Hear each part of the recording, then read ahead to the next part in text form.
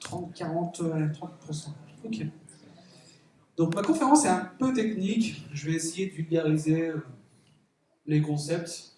Si vous avez des questions, n'hésitez pas à venir me pinguer tout à l'heure autour d'une énième bière, sans souci.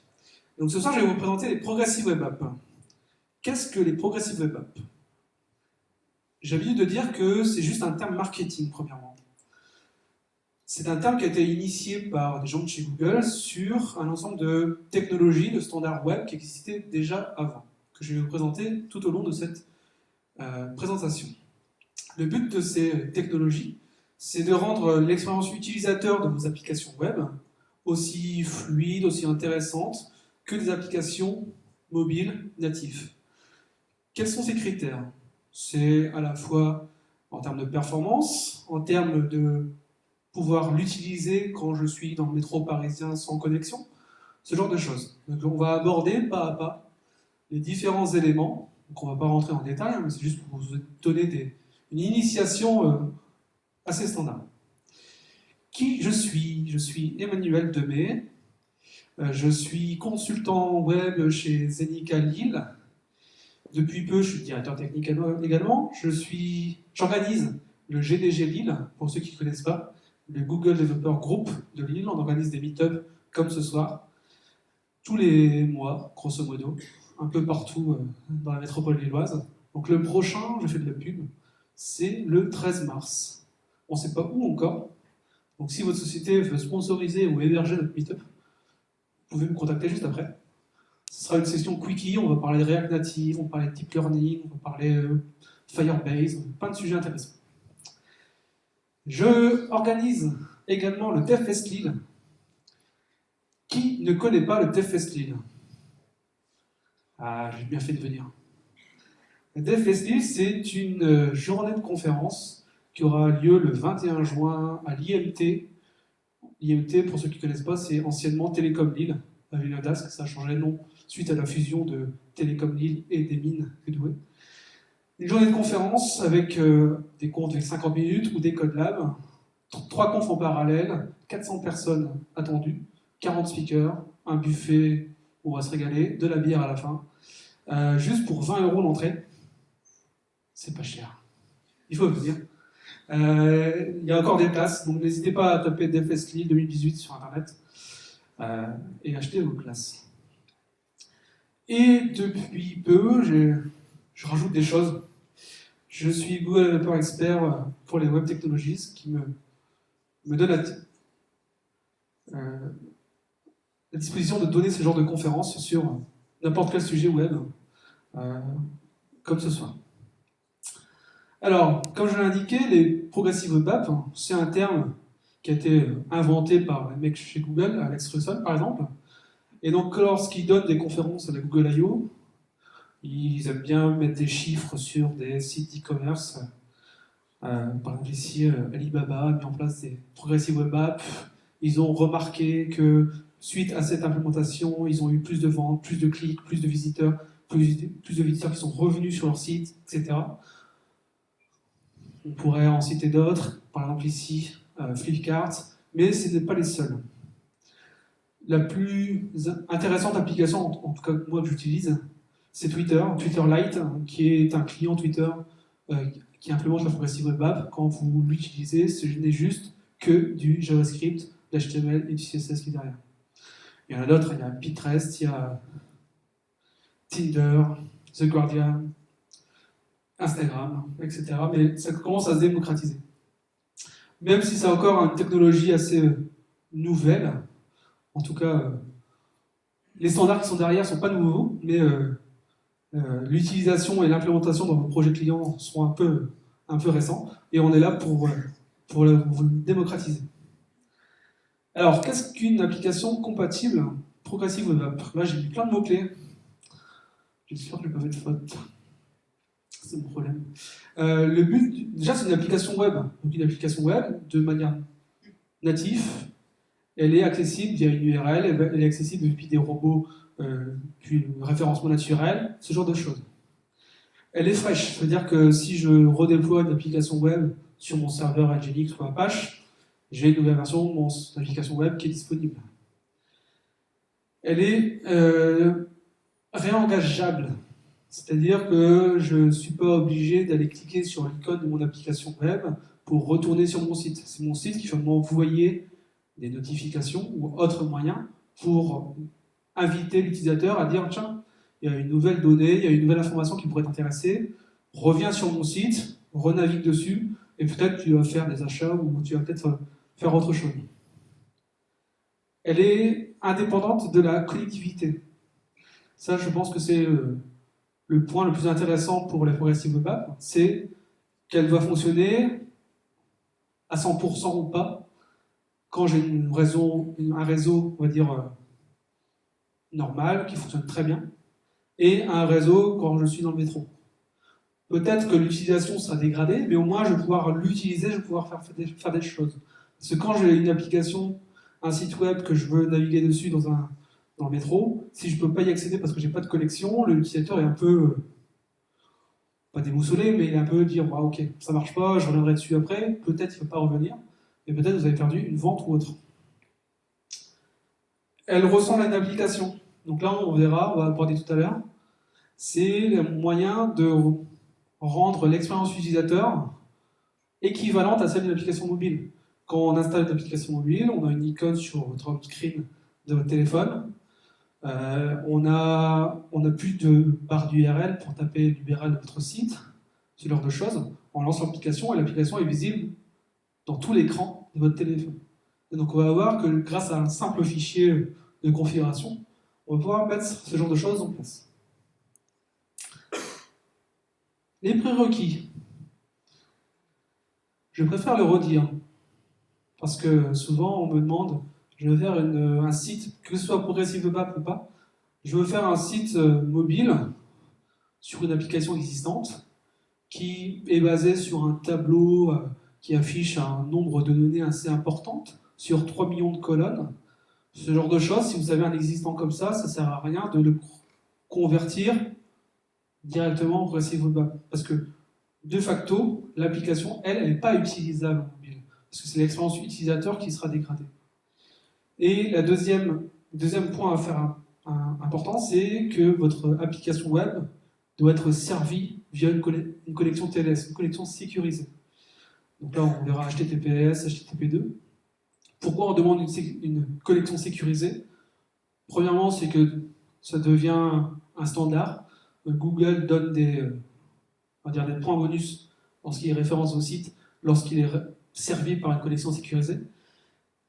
Mais également parce que dans les fonctionnalités que je vais vous présenter tout à l'heure, s'il y a un pirate qui arrive à intercepter vos requêtes, etc., s'il y a la possibilité de modifier les choses, ben, ça risque de perdre des données qui pourraient être très, très graves. C'est pour ça qu'il est important, il est conseillé, c'est obligatoire de toute façon, de servir votre site depuis une connexion sécurisée. Ça, pour info, c'est Twitter Lite, c'est un site web. Quand vous lancez l'application depuis votre home screen, ça ressemble à ça. Qu'est-ce qui vous fait différencier ça par rapport à une application native? Moi, personnellement, je ne pourrais pas vous dire.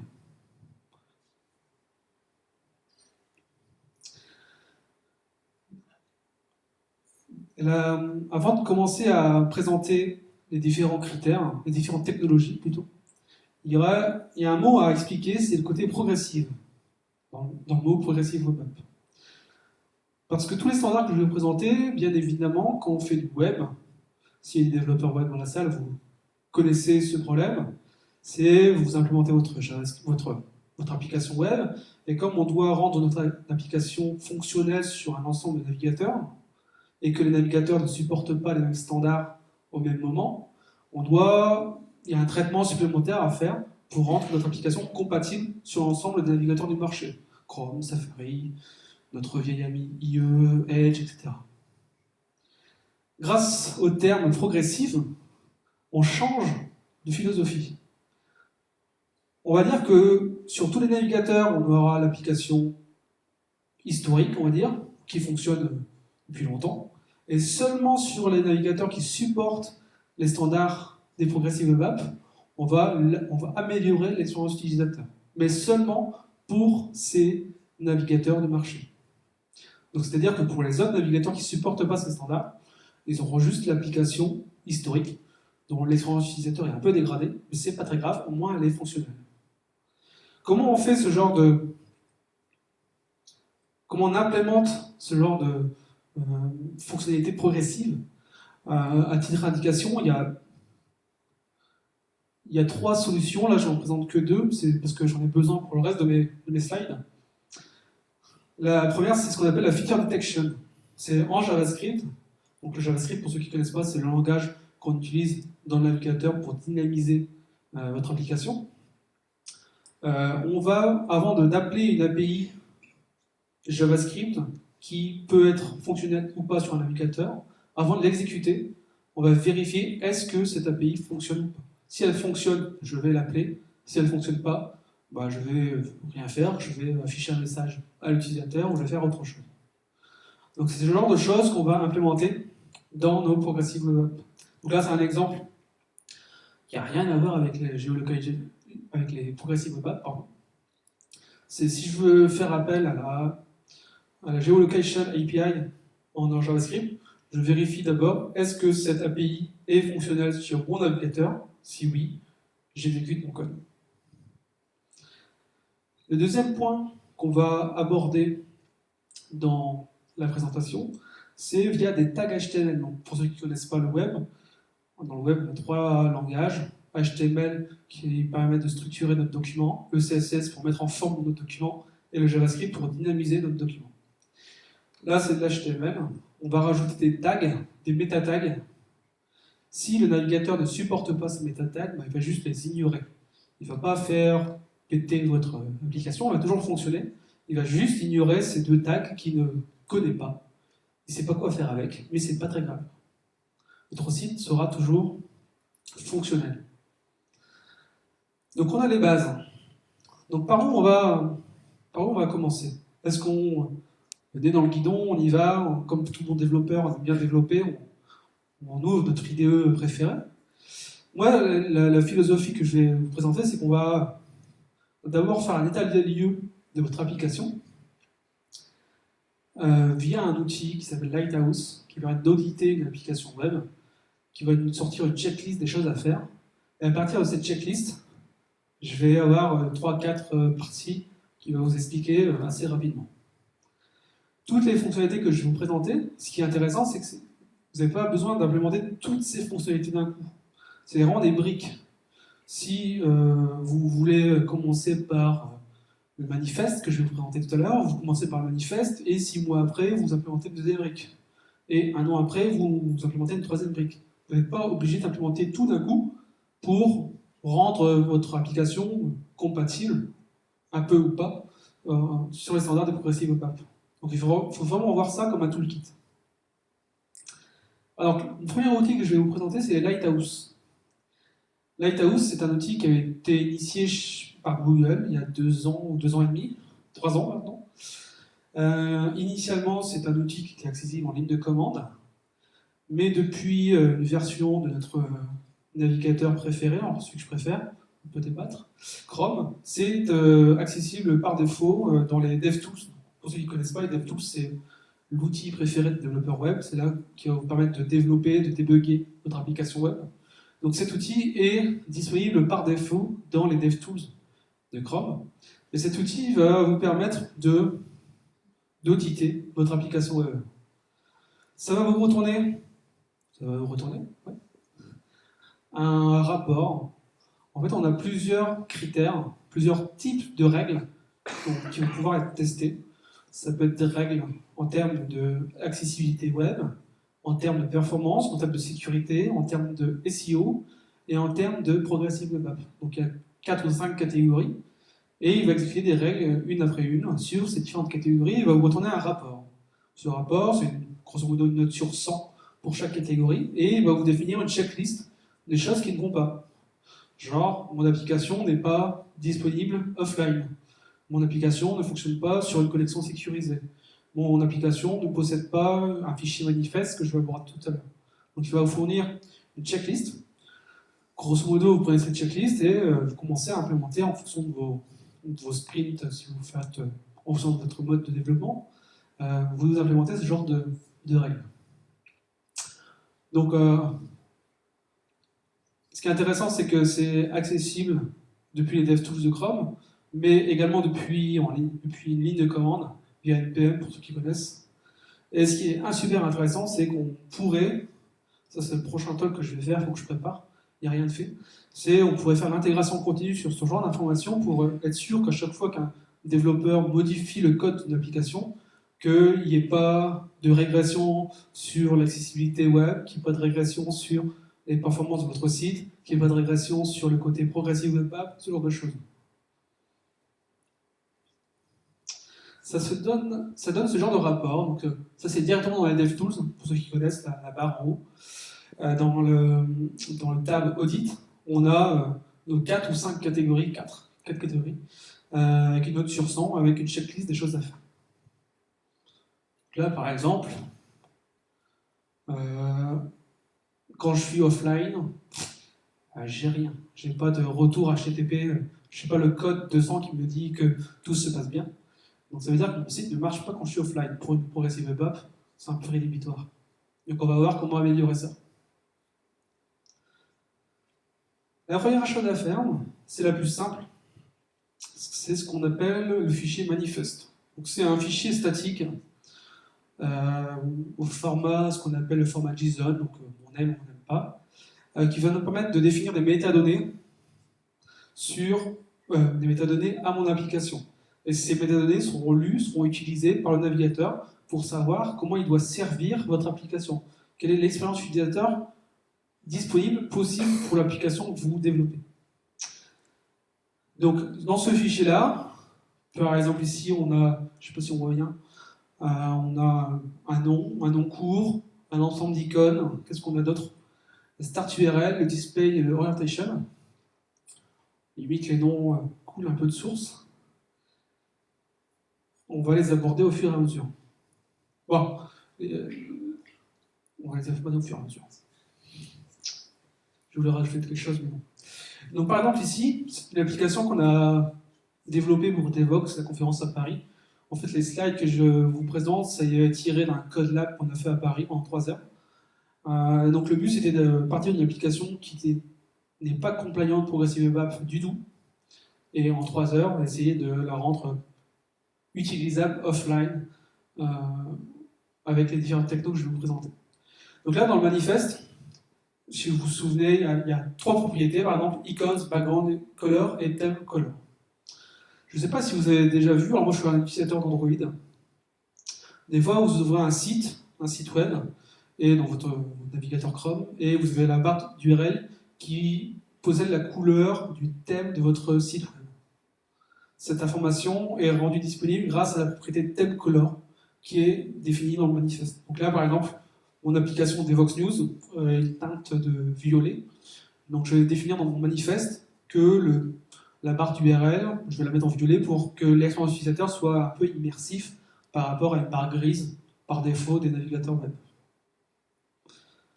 Ensuite, on peut définir des icônes. Les icônes vont pouvoir être utilisées à plusieurs endroits.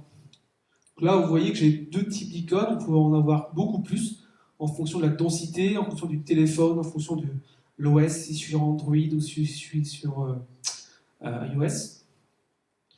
Et ces icônes seront utilisées lorsque je vais installer mon application web sur mon home screen. Je vais avoir une icône qui va s'afficher sur mon home screen.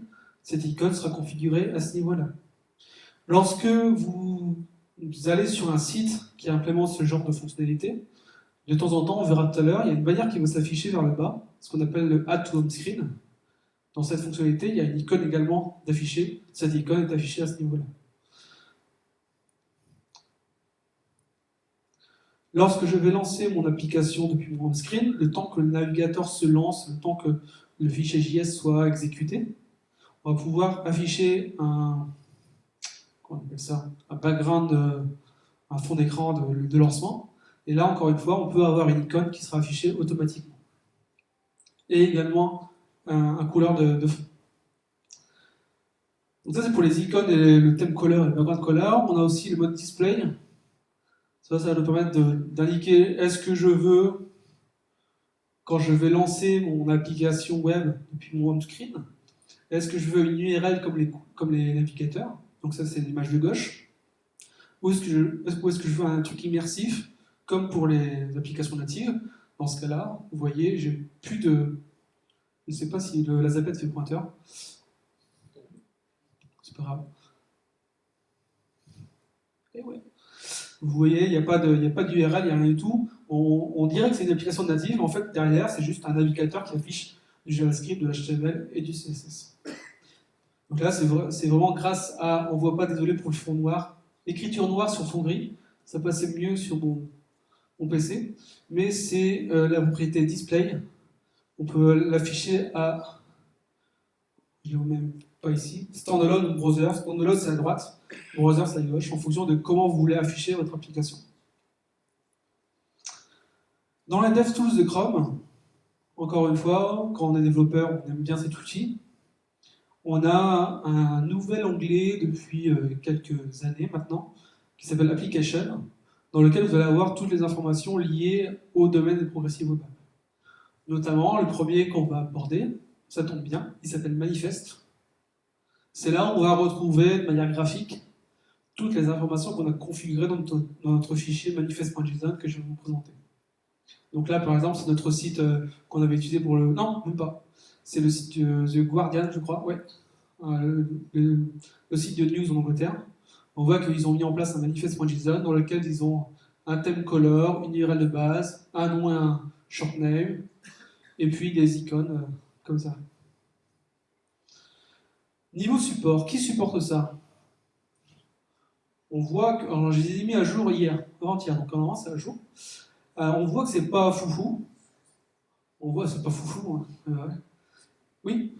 C'est quoi JSON? JSON, c'est un format de données.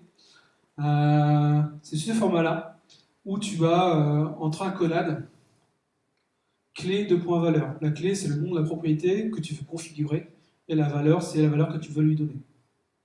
Donc c'est ce type de format. Alors, je sais pas, pour ceux qui n'ont pas l'habitude de JSON, c'est comme l'XML en moins verbeux, c'est comme le YAML mais en plus verbeux, ce genre de choses. J'en connais pas d'autres. Je me suis arrêté aux trois là. Niveau support, c'est pas foufou, il n'y a que Chrome qui supporte. Ça va arriver enfin dans Safari. Mais en fait, c'est pas grave. Parce que si le fichier manifeste n'est pas supporté par le navigateur cible, il sera juste ignoré. Votre site sera toujours fonctionnel. Mais il aura le fonctionnel par défaut. C'est-à-dire celui sans avoir implémenté le manifeste. Donc c'est pas très grave. Et une fois qu'on a mis en place ce fichier manifeste, on a ce genre de fonctionnalités qui sont activées par défaut, notamment dans Chrome. Qui n'a jamais vu ça? Cette petite pop-up qui s'affiche vers le bas, vers le haut, qui vous invite à installer l'application votre home screen. Ben ça, c'est grâce à ce fichier manifest.json. S'il n'y a pas ce fichier manifest.json, le navigateur n'affichera pas ça. Donc ça, c'est le côté un peu réengageant. Je vais installer mon application sur mon screen, comme ça, limite, je vais pouvoir y aller de temps en temps pour voir s'il n'y a pas des news, ce genre de choses.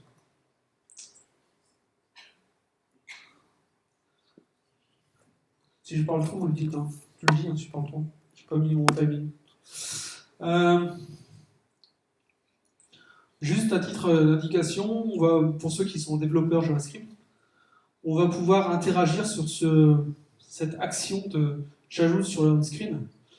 Donc au moment où le navigateur va afficher cette pop-up, grosso modo, on va pouvoir interagir dessus pour genre faire de l'analytics, pour envoyer sur votre solution analytics l'utilisateur a cliqué ou pas sur j'ajoute sur mon home screen ou pas, ce genre de choses. Je vais passer ça. Voilà pour le manifeste. Donc, grosso modo, le manifeste, c'est juste un fichier JSON. Il faut juste savoir, si on revient ici, il faut juste connaître les noms des clés et les noms des valeurs qu'on peut mettre à côté, mais c'est juste un fichier JSON à plat. Il n'y a aucune programmation à faire pour le moment.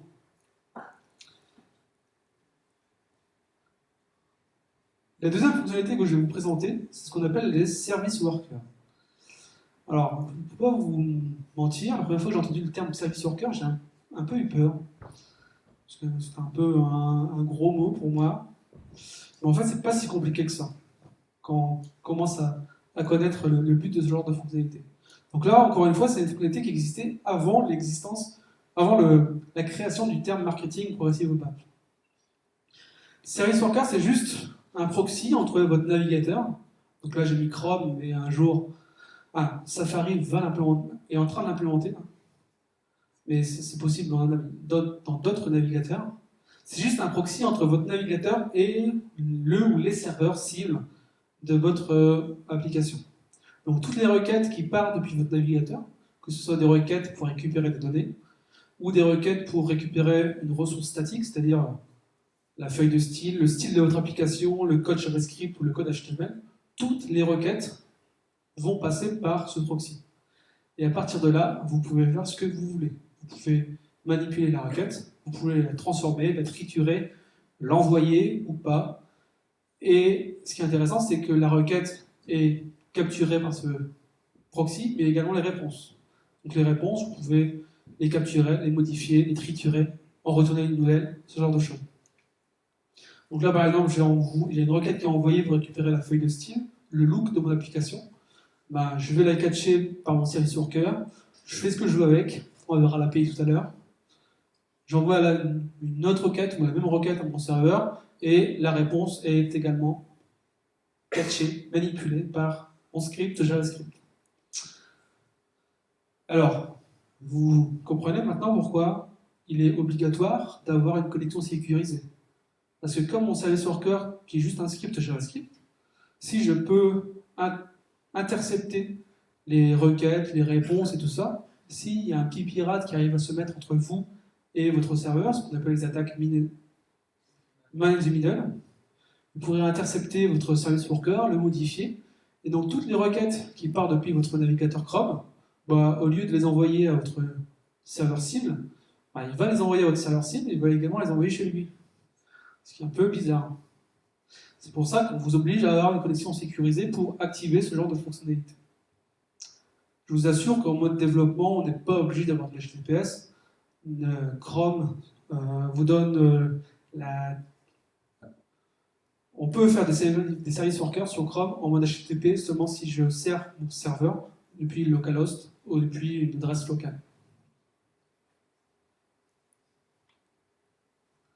Ce qui est intéressant, c'est que le service worker sera toujours fonctionnel, sera toujours à l'attente d'informations, même si mon application est fermée ou si mon navigateur est fermé. C'est dans cette fonctionnalité-là qui va vous permettre de faire des notifications. Les notifications, on a l'habitude de l'avoir dans les applications natives, mais maintenant on peut le faire en web. Pour le faire en web, il faut que mon application reste à l'écoute de ce genre d'informations. Et donc, comme le service worker est toujours à l'écoute, c'est grâce à ça qu'on va pouvoir le faire. On n'a pas accès au code HTML, donc on ne peut pas faire de manipulation HTML dans un service worker, on ne peut pas faire d'appel HTTP, d'appeler l'objet XHR pour faire des requêtes HTTP à l'ancienne. On a certaines limitations. Les événements qui sont disponibles, aujourd'hui on va en aborder 3 et demi, ça dépend du temps que j'ai. On va d'abord voir les premières, install, activate et fetch. C'est vraiment la base des services workers. Si vous connaissez ces 3 principes, vous pouvez implémenter un service worker dès demain. Alors, désolé, il y aura plein de code là, et je vais essayer d'être pédagogue. Là, vous remarquez déjà que la première ligne, si la chaîne de caractères service worker est définie dans l'objet navigateur, on retrouve la même syntaxe que tout à l'heure, c'est ce qu'on appelle la feature detection. Si le service worker n'est pas disponible, n'est pas fonctionnel sur le navigateur cible, je ne vais pas exécuter le script d'après. Ça ne va pas faire péter mon application. Donc là, je suis dans ma page principale, je vais enregistrer un fichier qui s'appelle sw.js, vous le nommez comme vous voulez, et c'est dans ce fichier sw.js qu'on va implémenter notre proxy HTTP. Alors, pour ceux qui n'ont pas l'habitude de l'asynchronisme, Là, on va utiliser, à chaque fois que vous voyez un mot-clé Zen en JavaScript, on utilise les objets de type promise. C'est juste une API qui va permettre d'implémenter, d'utiliser, d'exécuter du code asynchrone, grosso modo. Je ne vais pas rentrer dans les détails. Donc là, quand j'enregistre mon fichier fw.js, si tout se passe bien, j'exécute le console.log success. S'il y a quelque chose qui s'est mal passé, j'exécute la deuxième fonction. Alors, le premier exemple, assez basique, c'est qu'on va... Le but, c'est de vous présenter l'API assez... On va pas tout voir, mais étape par étape, pour que vous ayez toutes les connaissances possibles. Donc là, je suis dans mon fichier sw.js que je viens d'enregistrer. Dans ce fichier, je vais pouvoir écouter notamment 3 événements, et le premier que je vais vous présenter ici, c'est fetch. Fetch, cet événement est émis lorsqu'il y a une requête qui part. Lorsque le navigateur envoie une requête, quelle qu'elle soit, il y a cet événement qui est mis, et il y a la fonction que j'ai passée ici en deuxième paramètre qui sera exécutée. Et dans cette fonction, je peux faire ce que je veux. J'ai en paramètre la requête qui est envoyée. Dans cette requête qui est envoyée, dans ce paramètre, je vais pouvoir récupérer l'URL qui est envoyée, les paramètres de requête, la méthode de requête, ce genre de choses. Donc là, mon exemple à la con, là, il fait grosso modo pas grand-chose, parce que à chaque requête que j'envoie, je vais répondre avec une autre requête, mais qui envoie une URL, une requête vers la même URL. Donc grosso modo, c'est je catch la requête qui part, et j'en envoie une autre manuellement qui est la même que celle initiale. Use case 0. Mais c'est juste pour vous montrer l'API. Ici, on écoute un événement fetch dans lequel on va surcharger la requête qui sera émise. Mais là, pour ceux qui font de la programmation, comme on a la requête qui est envoyée de manière initiale, on peut faire ce qu'on veut. On a accès à toute l'API JavaScript du langage de programmation, en tout cas. Donc si je veux faire un traitement une fois que j'ai envoyé ma requête, une fois que j'ai reçu la réponse, je pourrais le faire. Donc là, désolé pour ceux qui ne font pas de programmation, mais j'envoie la requête. Si dans la réponse qui est retournée par le serveur, c'est un code 404 qui est retourné, ça veut dire qu'il y a un problème au serveur, que la ressource n'est pas connue, je vais pouvoir faire un traitement. Si le code retourné n'est pas 404, c'est que potentiellement ça a bien passé, mais il faudrait gérer tous les cas. Je ne fais rien, je retourne le résultat tel quel. C'est juste pour vous montrer que quand on connaît JavaScript, ce qu'on peut faire dans le service worker, c'est vraiment, on a accès à toute l'API JavaScript qu'on a l'habitude d'utiliser lorsqu'on fait du JavaScript à l'heure actuelle. Donc là, c'est juste pour me la péter, ça c'est juste les objets request et response qu'on pourrait manipuler dans mon service worker. Donc je pourrais imaginer que si l'URL qui est envoyée part vers un serveur qui s'appelle google.com, au lieu de l'envoyer par google.com, je vais l'envoyer vers une autre URL. Je peux récupérer ces différentes informations grâce aux propriétés définies en pur JavaScript et surcharger, modifier le traitement.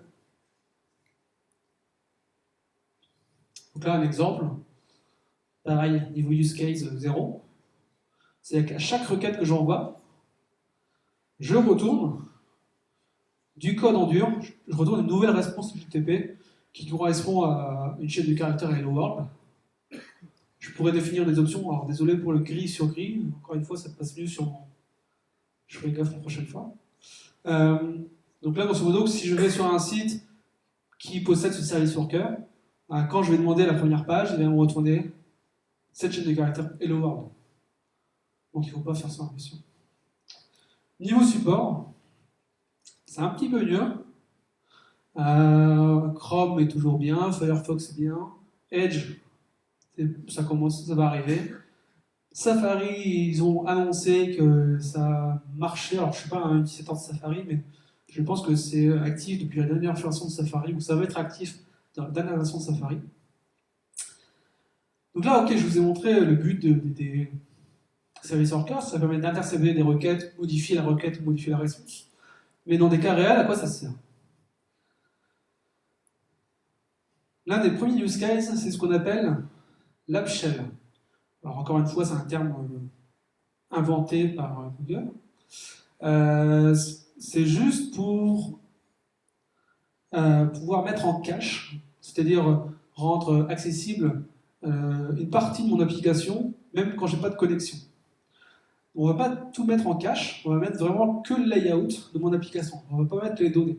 Donc par exemple ici j'ai 3 écrans. Ce qu'on va mettre en cache c'est l'écran principal, éventuellement le menu qui vient vers la gauche. Par contre les données, on va peut-être pas les mettre en cache, en tout cas pas dans cette itération que je vais vous présenter aujourd'hui. Faut pas se leurrer, cette stratégie c'est juste là pour donner l'impression à votre utilisateur que votre site se charge rapidement. Ok, vos ressources statiques vont se charger rapidement, mais si les données qui doivent être affichées prennent 30 secondes à se charger, l'utilisateur ne sera toujours pas content. Donc on verra ensuite d'autres mécanismes pour modifier ce genre de traitement. Comment on va mettre en cache ce genre de ressources statiques? On a une API encore en JavaScript qu'on appelle la Cache API, qui permet de mettre en cache. Donc là, grosso modo, c'est les différentes signatures que j'ai copié-collé depuis le site Mozilla Developer Network. C'est juste pour montrer que les non-méthodes, limite, voilà, ça coule de source. C'est une API qui va vous permettre de mettre des choses en cache, de récupérer des choses en cache, ou d'en supprimer, grosso modo. Alors, on va mettre en place ce système d'app shell, étape par étape. Donc le layout, si on prend un site assez basique, c'est un fichier HTML, éventuellement des ressources JS, JavaScript, et une feuille de style. Un truc très simple. Ils sont même pas versionnés, ils ont le même nom à chaque fois. C'est pas ce qui est important. On va écouter une phase, un événement qu'on n'a pas encore vu, qui s'appelle install. Cet événement a été mis lorsque le navigateur détecte qu'il y a une nouvelle version du service worker qui a été déployée sur votre serveur et qui a été téléchargée par le navigateur. Donc une fois qu'il détecte cette nouvelle version, il va exécuter cet événement install et exécuter la fonction qui est implémentée en deuxième paramètre. Et dans cette fonction, qu'est-ce qu'on fait? Donc j'ouvre un cache que je nomme comme je veux. Ici, je l'ai appelé CodeLab. Et une fois qu'il est ouvert, donc on retrouve encore les méthodes den, pour ceux qui ne sont pas habitués, excusez-moi. Donc c'est juste de voir ça comme des traitements asynchrones. Une fois qu'il est ouvert, je vais rajouter, grâce à la méthode add-all, toutes les ressources statiques que j'ai définies ici. Qu'est-ce que va faire le add-all? C'est qu'il va faire une requête vers ces 3 fichiers, donc index.html, script.js et puis style.css. Une fois qu'il a récupéré la réponse, on va le mettre en cache. C'est juste ça. Il va faire une requête et mettre en cache. Mais le problème, c'est que pour l'instant, ça fait rien. Ça met juste en cache et on n'a pas encore vu comment utiliser ce cache. On a vu tout à l'heure la méthode fetch. La méthode fetch permettait de surcharger, de bidouiller l'objet request et response. Là, on revoit la méthode fetch, mais pour manipuler ce cache qu'on vient de créer, initialiser, dans l'événement précédent. Donc là, j'indique que à chaque fois qu'il y a une requête qui part, je vais répondre avec une réponse. Donc là, je vais vérifier d'abord, est-ce que j'ai quelque chose en cache pour la requête qui est en train de partir. Donc je vais appeler la méthode match avec la request qui est passée en paramètre de mon événement fetch. Et ici, qu'est-ce que je fais? C'est que je vais répondre avec la réponse qui est mise en cache, si elle est définie. Si elle n'est pas définie, j'envoie la requête réellement sur le réseau. J'envoie la requête en HTTP pour récupérer la vraie donnée. Donc là, c'est l'un des patterns de mise en cache, ce qu'on appelle cache first. C'est-à-dire que je regarde d'abord dans le cache, est-ce que j'ai quelque chose? Si j'ai quelque chose, je le retourne. Si j'ai rien, je ferai la vraie requête. Donc il y a plusieurs patterns possibles à implémenter. Cache first, network first, le plus rapide first, ce genre de choses. Ce qu'il faut savoir, c'est qu'on peut avoir plusieurs versions de notre service worker sur un même site. Et si je déploie... je ne vois plus rien, voilà. Ouais, tu m'as envoyé un message, c'est ça? J'ai jusqu'à quelle heure? 30. Vite. On peut avoir plusieurs service workers sur notre application. La nouvelle version de service worker ne sera actif que si tous les onglets et toutes les applications, toutes les fenêtres menant vers ce site web sont fermées, pour éviter d'avoir deux service workers différents activés en même temps à l'instant T. Donc c'est une solution à connaître. Je vais passer vite. J'ai tenu qu'un quart d'heure là ou quoi Ce qui est important quand même de connaître, c'est que c'est bien de mettre un truc en cache, mais il faut faire attention à l'alertement utilisateur. Il faut annoncer à votre utilisateur que, attention, le site est peut-être fonctionnel à 80% en mode offline, qui ne pourra peut-être pas tout faire. Il faut quand même l'annoncer pour que l'utilisateur soit et l'information. Donc pour ce faire, encore une fois, il y a des API qui permettent de faire ça. Une API qui s'appelle IndexDB, qui permet de faire des bases de données NoSQL en JavaScript. L'API fait peur. L'API fait peur. On parle d'Object Store, on parle d'index, on parle de trucs illisibles. En tout cas, moi, je ne peux pas lire ça. Et donc là, c'est ce qu'on va utiliser lorsqu'on va vouloir mettre en cache, grosso modo, on va vouloir sauvegarder sur le navigateur de l'utilisateur des données métiers. Donc heureusement, il y a des API qui permettent de améliorer l'expérience du développeur, notamment une qui s'appelle Local Storage, qui est juste un wrapper sur IndexDB, avec une API qui ressemble à Local Storage, qui est l'une des API qu'on a également en JavaScript pour mettre des données dans une base de données locale. Donc ça suffit juste avec des méthodes, pour ceux qui connaissent Local Storage, assez connues, getItem, setItem et removeItem, qui va permettre de sauvegarder en local des données métiers. Et là, encore une fois, expérience utilisateur, ne faites pas comme certains... Alors là, j'ai mis Twitter parce qu'ils sont bons, mais Twitter, des fois, ils font de la merde aussi. Il faut éviter d'afficher une vieille information aux utilisateurs, et en parallèle, vous téléchargez des nouvelles versions, et une fois que vous avez récupéré de nouvelles versions, bam, vous les affichez à votre utilisateur, et il était peut-être en train de lire quelque chose, et comme vous avez mis à jour l'interface graphique, bah, il est perdu, l'utilisateur, il n'est pas content. Et donc il y a certains patterns à mettre à jour, à utiliser, comme ici j'ai mis Twitter, où je pull down pour récupérer une nouvelle donnée, ou ici à droite, j'ai un bandeau qui m'indique que tu as deux nouvelles données d'afficher, est-ce que tu veux vraiment les voir? Mais au moins je reste sur l'article que je suis en train d'utiliser. Niveau support, bon, c'est pas mauvais, même si l'API est dégueulasse, le support est pas mal. Et dernière partie, encore 5 minutes.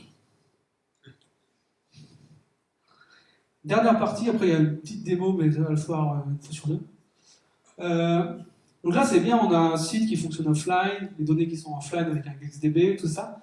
Mais mon utilisateur, comme l'application elle fonctionne, il clique sur le bouton j'achète. Ou le bouton j'aime cet article, comme je vais vous montrer juste après. Le problème c'est que si j'ai pas de réseau, cette requête, elle part jamais. Salut.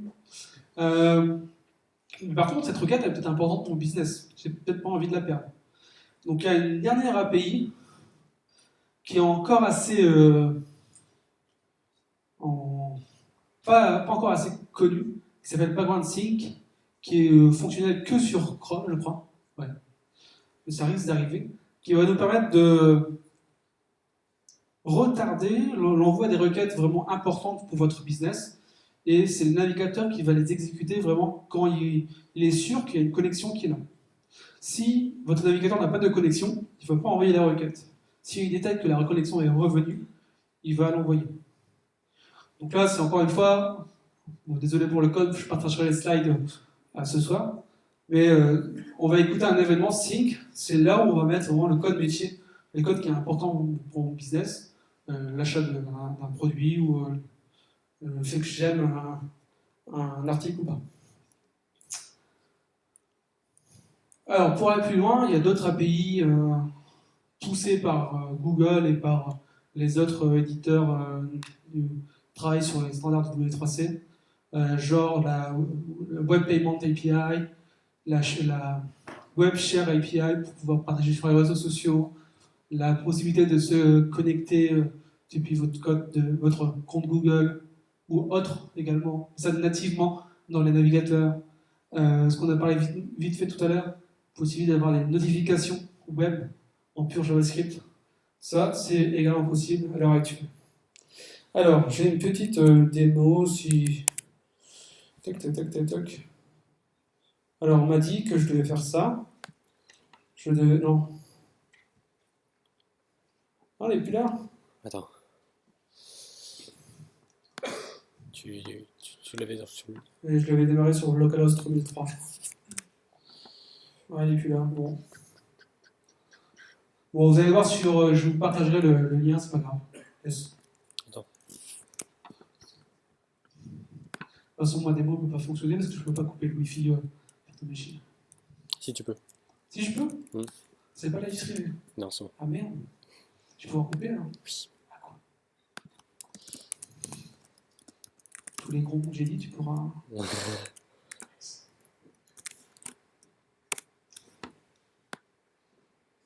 Eh ouais. Il est beau. Tac. Donc ça, vous pouvez retrouver cette application sur mon GitHub. Je vous partagerai les liens aussi. C'est un Codelab qu'on a fait à Devox avec... Devox, c'est BDXIO à... Ah ouais, mais c'est du Firefox, moi j'utilise que Chrome, moi. Bon, vous le testerez. Non, laisse, c'est pas grave. Vous ouvrez DevTools, vous pouvez mettre en offline, et normalement le site s'affiche... toutes les données s'affichent, tout est mis en cache, tout est mis en XDB, etc. Le background sync est implémenté. Donc si je clique sur le petit icône j'aime et que je suis en offline, je sais pas où est la souris, si je reviens online, la requête sera partie, sera envoyée à ce moment-là. Et voilà pour moi. Donc moi, il y a d'autres slides. Merci. Avez-vous des questions? Eh merde, Xavier. Je t'entends pas. Sinon, je peux parler très fort. Vas-y, Xavier, je répète. Est-ce que c'est pas normal que ça marche même sur l'offline quand on est sur le Localhost? Ah, c'est que pour le développement. Après, tu peux avoir un certificat Let's Script en développement. Si tu veux avoir un environnement ISO, connexion sécurisée à la fois en développement et en production, c'est pas interdit. Oui, voilà, j'ai une vraie question. C'était hyper intéressant, c'est vachement chouette de voir des gens qui parlent d'applications web progressives dans des usages qui sont concrets, parce que parfois quand Google fait des talks là-dessus, c'est un peu vaporeux et puis ils sont pas très très précis. Mais alors, c'était quand même présenté sous un œil qui était extrêmement mobile et tablette. Et donc, comment ça se comporte avec des applications web qui sont jouées dans le navigateur, en sachant que dans un navigateur, j'ai pas du tout envie de cacher ma barre de navigation et que j'ai une notion d'état qui est souvent plus explicite que dans un browser mobile, comme par exemple plusieurs onglets et des états qui sont potentiellement partagés. Alors, deux remarques. La première, c'est que les Progressive Web Apps, en effet, je les présentais que sur l'approche mobile, mais ça risque d'arriver sur l'approche desktop également. En tout cas, Windows a annoncé que dans son store, que je n'utilise pas, ils vont pouvoir référencer des applications progressives, c'est-à-dire web, dans son store, et l'utiliser avec Edge sur un desktop. J'ai vu, pas plus tard que ce matin ou hier, je crois que c'était hier, que Chrome allait supporter ça également. Pour l'instant, c'est via un flag à mettre dans la configuration, mais on va pouvoir avoir des Progressive Web Apps. Historiquement, c'était pour les Chromebooks, mais pour toute plateforme, on va pouvoir avoir des Progressive Web Apps sur le desktop. Donc là, de ce que j'ai vu, ça dépend de l'OS sur lequel tu tournes. Si tu tournes sur Chrome OS, tu n'auras pas de barre, tu auras vraiment une application web sans URL, sans rien. Pour les autres OS, je crois que tu as l'URL qui s'affiche et tout ça. Donc, comme il y a un code natif qui est dépendant, je pense que c'est pas encore ISO sur ce domaine. Ensuite, pour le côté service worker, le service worker est actif sur les navigateurs, que ce soit sur desktop ou sur mobile. Si je lance, c'était la démo que je pourrais faire, si je lance mon application magnifique sur desktop et que je suis en offline, mon application se charge toujours parce que j'ai un service worker qui est exécuté derrière. Est-ce que ça répond à tes questions? Je m'interrogeais surtout sur le partage d'informations entre les onglets, etc. Enfin, l'expérience de navigation. Comme le service worker est actif pour le site, un site A, si j'ai 3 onglets sur le même site A, et on partageait le même service worker. Ok, cool. Mille merci. De rien.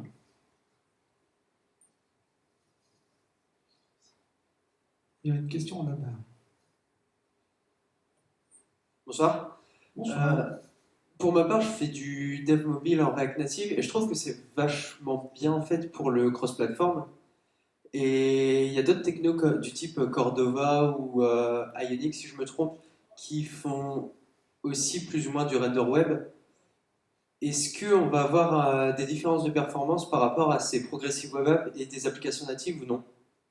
Alors, pour ceux qui ne connaissent pas, Cordova, c'est la possibilité de packager son application web dans une application native. Donc, grosso modo, c'est un navigateur qui est embarqué dans une application native, que ce soit sur Windows, on va se limiter à Android et iOS. Le problème, c'est que, premièrement, le premier problème, c'est que si je me limite à Android, le navigateur qui est embarqué dans Cordova, à l'époque en tout cas, quand j'en faisais, c'était pas du Chrome, c'était le vieil Android, le vieux navigateur WebView, qui, à mon avis, ne supporte pas les mêmes choses que Chrome. Le deuxième point négatif, c'est que quand tu as une application web que tu embarques dans un APK, c'est-à-dire l'archive que tu vas déployer sur les stores, ben, si tu fais une nouvelle version, tu vas devoir publier une nouvelle version sur les stores. Là, avec les progressive web apps, tu déploies sur ton nouveau serveur, que ce soit les desktops, les mobiles ou les gens qui ont installé ton application mobile sur ton home screen, ils auront la nouvelle version. Ensuite, qu'est-ce que je peux dire? Sinon, après, niveau performance, si les navigateurs, alors pour du Safari, pour de l'iOS, quand tu embarques du PhoneGap ou du Cordova, pardon, dans une archive iOS, un fichier IPA, à mon avis, c'est le navigateur Safari qui est utilisé. Je ne me suis jamais posé la question. Quand ils vont supporter les service workers, bon, ce sera, à mon avis, le même type de performance. Pour Android, comme je l'ai indiqué tout à l'heure, je ne suis pas sûr que ce soit le même navigateur qui soit utilisé pour un Chrome sur Android. Donc là, je ne sais pas si les performances seront les mêmes. Je ne sais même pas si le navigateur qui est embarqué dans un APK, le composant Vue ou en Android, je ne sais même pas s'il supporte les services workers personnellement. Ça fait longtemps que j'ai arrêté les Cordova et PhoneGap. Et pour répondre à ta dernière remarque, Ionic, c'est juste quelque chose qui se base sur Cordova et PhoneGap, qui rajoute juste des composants graphiques qui permettent d'implémenter une application aussi, pour avoir un design aussi proche qu'une application native. Grosso modo. Ça va te fournir des composants. Donc, historiquement, c'était avec du AngularJS, Angular. Là, ils ont créé leur propre solution qui s'appelle StencilJS. Mais c'est juste une librairie graphique, grosso modo. Est-ce que j'ai répondu à tes questions? Pas vraiment. En fait, ma question, c'était plutôt par rapport à des vraies applis natives, donc par exemple faites en Java, etc. Ah oui. Sur des fonctionnalités comme par exemple le drag and drop, est-ce qu'on va avoir la même fluidité? Ah, tu n'as pas posé cette question, tu as posé par rapport à Cordova et PhoneGap. Moi, je ne préconise pas l'utilisation des technologies web pour toutes les applications. Chaque application a son use case. Si tu as besoin de performance, si tu as besoin d'accès à... Je sais pas, si tu fais de la 3D, si tu fais n'importe quoi, à l'heure actuelle, je ne te préconiserai pas de faire du web. On verra après quand il y aura des technologies qui seront supportées de manière générale, comme WebAssembly ou autre. Mais à l'heure actuelle, ça dépend de use case que tu veux. Si tu as besoin de grosses performances, je te conseillerais plus de faire du native. Si tu fais juste un site vitrine, un site d'édition, un site de j'affiche des données, je les modifie, je rajoute au panier, tout ça, je pense que du web est suffisant. Ok, merci. Je vais dire autre chose, mais j'ai oublié.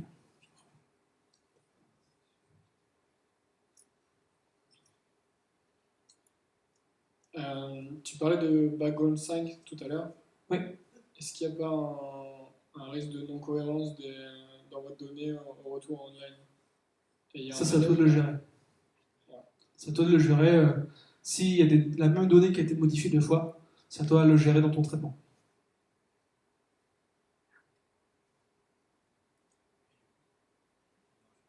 Vas-y, parle plus fort, Allemand. C'est idem pour l'expiration du cache. L'expiration du cache, c'est l'histoire car. Ou du cache des fichiers. Le cache, j'ai passé vite, parce que j'avais plus le temps, mais vous voyez plus. Quand je déploie une nouvelle version de mon service worker, normalement j'ai un nom de cache différent. Je ne sais pas si vous vous souvenez le nom que je mets tout en haut là.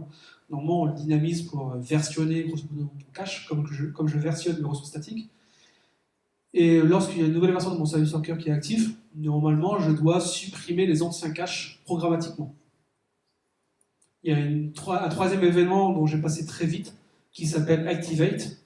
C'est un événement qui est mis lorsque la nouvelle version du service worker est effective et fonctionnelle. Donc à ce moment-là, je peux supprimer les anciens caches. C'est à toi de le faire programmatiquement. Ok.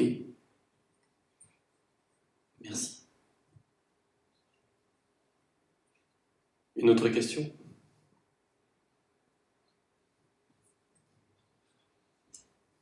Sinon, vous pouvez poser des questions au pire après. Justement, je vous invite à retourner du côté du bistrot. Avant tout, merci Emmanuel. You're welcome, you're welcome.